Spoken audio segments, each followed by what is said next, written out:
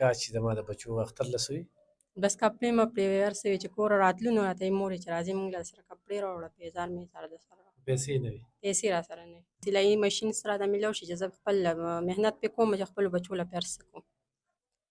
اوس خاوند دی چې څومره موده شوه چې نه یې لیدلې؟ دا 15 شپږ میاشتې وشولې چې نه یې لیدلي. او د څومره وخت نه هغه نشه کوي؟ دا 3-4 کاله وشول چې دا نشه کوي.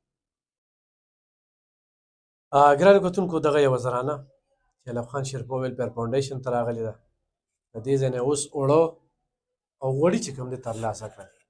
هغې خلکو ته یو سوال مخې ته ږدو، کوم چې دغه دنده چې هغه زموږ د بچو پنده ده، ایس نشه، نن د دې 4 بچي دي او د ایس شانتې دغه موزي نشي د دې خاوند په دغه دنده یعنې پنده کې اخته کړی دی او د دې ژوند ناقلاره دی. دا چې ګرځي دا د کیمرې ته ښه عزتداره دغه ده، خو تاسو ته مو وړاندې کړې ده چې په دې معاشره کې داسې خلک شته دي. څه به وایي؟ بس موږ وایو چې موږ ته څه میلاو شي چې سلایي ماشین سره راته میلاو شي چې زه خپل محنت پې کوم چې خپلو بچو له پیار څه کوم.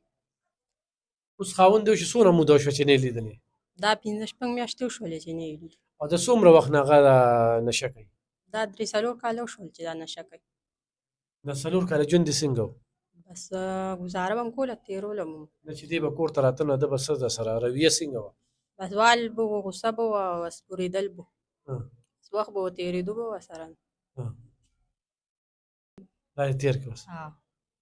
اوس خو سلایي ماشین درله واخلمه نو په هغې به ستا څونه ګزاره کېږي؟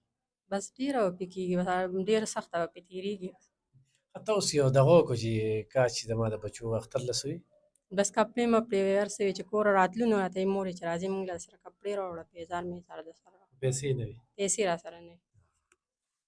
ګرانو کتونکو دا چې کوم دی دا ستاسو د وړاندې په هر حال ډېره ګرانه ده، ډېره ګرانه ده. نو تاسو راځه په دې کار خیر کې چې کوم دی دا بچو له به دغه ورکړي، په دې کار خیر کې راځه تاسو مرسته کولی شئ. علف خان شیرپور ویلفیر فاونډیشن د دغه بېوسه بېکسه بېڅوکه خلکو سره تعاون کوي.